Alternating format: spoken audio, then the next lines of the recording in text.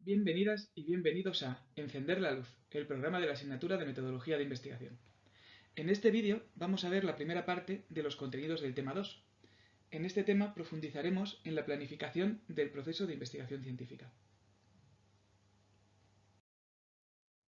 Pero antes de empezar con las fases que se llevan a cabo a la hora de plantear una investigación, vamos a dedicar un momento a definir un concepto clave, que empezaremos a manejar a lo largo de estos vídeos, y no es otro que el de variable. Vale. ¿Qué es variable? Podemos definir variable como cualquier característica de la realidad que puede ser determinada por observación y puede mostrar diferentes valores en diferentes sujetos, es decir, variabilidad.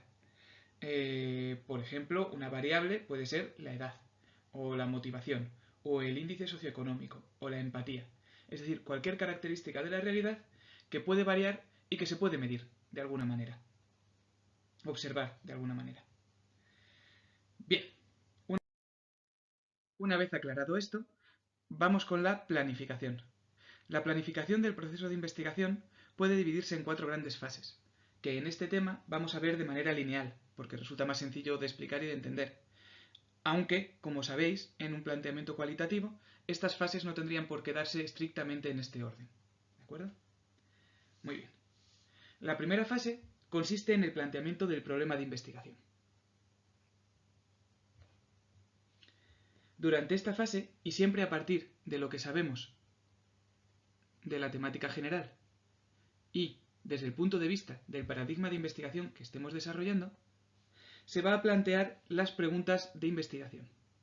¿Qué pregunta es la que queremos responder con nuestra investigación? Además, en esta fase también se realiza la revisión bibliográfica, cuando estamos en un planteamiento cuantitativo. En la segunda fase, que se desarrolla una vez planteada esta pregunta de investigación, en la segunda fase se formulan las hipótesis cuando estamos en un planteamiento cuantitativo y los objetivos, tanto si estamos siguiendo un proceso de investigación cuantitativo como cualitativo. Es decir, recopilando, primero formulamos nuestra pregunta de investigación. Primero tenemos clara cuál es nuestra pregunta de investigación. Después, si viene al caso, planteamos nuestra hipótesis y nuestros objetivos. Bien, una vez hemos completado estas dos fases, entramos en la fase 3.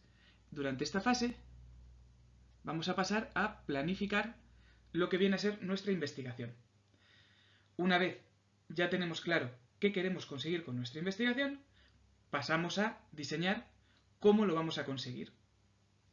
En esta fase, que es la más larga de las 4 que vamos a ver, se define el grueso de nuestra investigación. Durante esta fase determinaremos cuál es nuestro diseño de investigación, cuál es nuestra población y muestra, cuáles son nuestras variables, qué instrumentos vamos a utilizar, y los que necesitemos los diseñaremos. Y además estableceremos un cronograma con las fases en las que vamos a llevar a cabo cada una de las acciones de nuestra investigación. Cuándo vamos a realizar los diseños, cuándo vamos a aplicarlos, cuándo vamos a analizar la información, cuándo vamos a hacer el informe, etc. ¿Vale? Ya por último, una vez tenemos esto hecho, estaría la fase 4, ¿vale? Que es la fase de análisis de datos. En esta fase definiremos cómo vamos a analizar los datos. No es tanto llevar a cabo el análisis, porque eso no lo podremos hacer hasta que no hayamos recogido los datos, sino establecer cómo los vamos a analizar. Esta fase resulta especial, ya que aunque técnicamente se encuentra dentro de la metodología, lo veis aquí en el gráfico, aunque técnicamente está dentro de la metodología, sirve de puente con la aplicación y se va a ver muy afectada por lo que suceda durante la recogida y el análisis de los datos. En esta serie de vídeos vamos a profundizar en las 4 fases, describiendo lo que tenéis que hacer en cada una, cuando se planifica una investigación. Para este primer vídeo vamos a centrarnos en las fases 1 y 2, que son las más cortas y están muy estrechamente relacionadas. La fase 1, vamos a comenzar por la fase 1, que como acabamos de ver, consiste en el planteamiento del problema de investigación. Esto es lo que vamos a hacer en esta fase.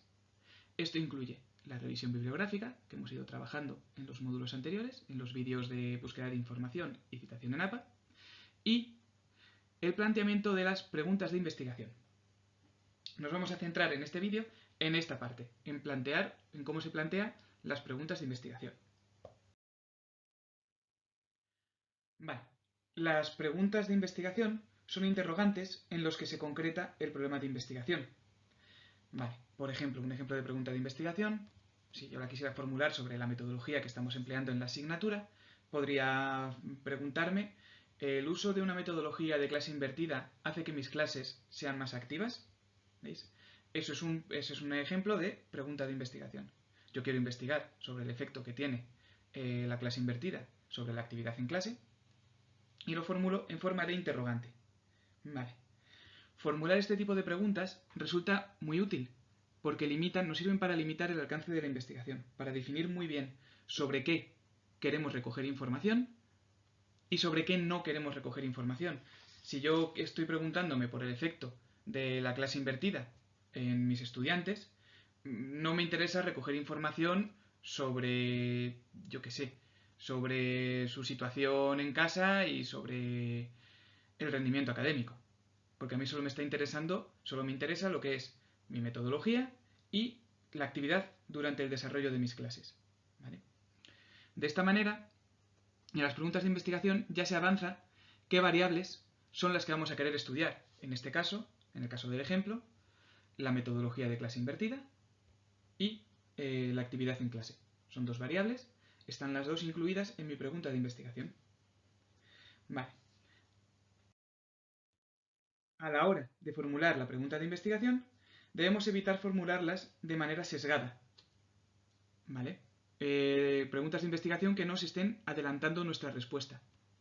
Que estén ya formuladas tipo como las preguntas de los deportistas en las entrevistas, que en la pregunta ya va incluida la respuesta. ¿Vale? Y también debemos evitar plantear preguntas desde un punto de vista moral o ético. Vamos a ver ahora unos ejemplos. La primera pregunta que vemos aquí en la diapositiva constituye un ejemplo del sesgo 1. Es decir, es un ejemplo de qué es lo que pasa cuando adelantamos resultados. En esta pregunta se dice, los sujetos con mayor nivel de estudios poseen una mayor formación en educación sexual. Aquí ya se están adelantando resultados. ¿Vale? Estáis diciendo que a mayor nivel de estudios ya hay mayor formación en educación sexual. Las preguntas de investigación se trata de formularlas de la manera más neutra posible, ¿vale? Para no adelantar resultados. Porque entonces ya estamos entrando en el terreno de las hipótesis. Cuando adelantas resultados, entras en el terreno de las hipótesis. Y ya van a condicionar la manera en la que desarrollas tu investigación. Un ejemplo del sesgo 2 sería, los sujetos con menor nivel de estudios poseen una formación en educación sexual más deficiente. El uso de la expresión más deficiente supone ya hacer un juicio moral. ¿Vale? Estamos ya hablando en términos de correcto o incorrecto. Y eso en las preguntas de investigación lo tenemos que evitar también. Una forma correcta de formular la pregunta de investigación sería, el nivel de estudios de los sujetos tiene que ver con el nivel de formación en educación sexual. ¿Veis? No estamos adelantando resultados, solo hablamos del nivel de estudio de los sujetos y si eso tiene relación con el nivel de formación en educación sexual. No se está avanzando ningún resultado, ni se está haciendo ningún tipo de juicio moral. Muy bien. Cuando formulamos estas preguntas, tenemos que plantearnos, en primer lugar, cuando estamos a nivel teórico, qué contribución hacen al campo teórico en el que están inmersas. Lo que os comentaba que tenéis que incluir al final de vuestro marco teórico. Si ya sabemos todo esto sobre este tema, ¿qué es lo que esperamos que aporte nuestra investigación? ¿Vale? Si no se sabe nada sobre este tema, ¿por qué es importante responder a esta pregunta? ¿Qué es lo que aporta nuestra investigación a nivel teórico? A nivel práctico, nos tenemos que formular eso. ¿Por qué es importante? ¿Cuál es el problema que hace importante esta cuestión? No solo porque no sabemos nada, sino a nivel práctico, cómo va a influir responder esta cuestión en el mundo real. ¿Vale? Esto también, si os acordáis, os recomendé que lo incluyerais en vuestro marco teórico. Justificar la importancia del tema, qué es lo que hace importante esta cuestión, y además explicar qué contribución hace tu investigación a lo que ya sabemos sobre este tema. Por último, el tercer elemento que debemos preguntarnos es, a nivel metodológico, ¿se pueden estudiar las cuestiones planteadas con alguna estrategia? Es decir, ¿el interrogante que nos hemos planteado ¿Se puede investigar? ¿O estamos planteando algo que no podemos llegar a saber nunca? ¿Vale? Muy bien. Ahora vamos a pasar a hablar de las hipótesis y los objetivos de investigación en la fase 2. La fase 2 se encuentra muy relacionada con la 1. Como hemos visto, durante esta fase se formula la hipótesis de investigación, si estamos en un enfoque cuantitativo, y se formulan los objetivos de investigación. Esto último, tanto si estamos en un enfoque cuantitativo como si estamos en un enfoque cualitativo. ¿Vale? Si estamos en un enfoque cuantitativo, en esta fase, en la fase 2, es cuando formulamos nuestra hipótesis y nuestros objetivos. Si estamos en un enfoque cualitativo, en esta fase solamente formulamos los objetivos. Comenzamos con la hipótesis de investigación. La hipótesis de investigación es una afirmación objetiva y contrastable que formulamos para comprobar si es verdadera o falsa a lo largo de nuestra investigación. Como hemos visto y hemos dicho ya muchas veces, las hipótesis de investigación solo tienen sentido bajo el paradigma, el enfoque cuantitativo. Las hipótesis de investigación solo tienen sentido bajo el enfoque cuantitativo. Bien, en estas frases, igual que en las preguntas de investigación, se hace referencia explícita a las variables y a la población del estudio. En esta diapositiva podéis ver algunos ejemplos de hipótesis de investigación. Ejemplo número 1. Los alumnos que desayunan de forma equilibrada tendrán un mayor rendimiento en la escuela. Veis que aquí están los alumnos que desayunan de forma equilibrada. Desayunar de forma equilibrada sería la primera variable. Tendrán un mayor rendimiento en la escuela. Rendimiento en la escuela, segunda variable. Otro ejemplo, los conductores que usan el teléfono móvil mientras conducen serán más propensos a tener accidentes. Aquí tenemos también las dos variables. Usar el teléfono móvil mientras se conduce y tener accidentes. Veis que la estructura básica es, si sucede A, entonces sucederá B. Muy bien. A diferencia de las hipótesis, los objetivos de investigación se formulan tanto en un enfoque cuantitativo como en un enfoque cualitativo. Al igual que los objetivos didácticos, los objetivos de investigación nos van a servir de referencia para comprobar hasta qué punto nuestra investigación ha cumplido aquello que pretendía hacer. Hemos hecho aquello que pretendíamos hacer al inicio.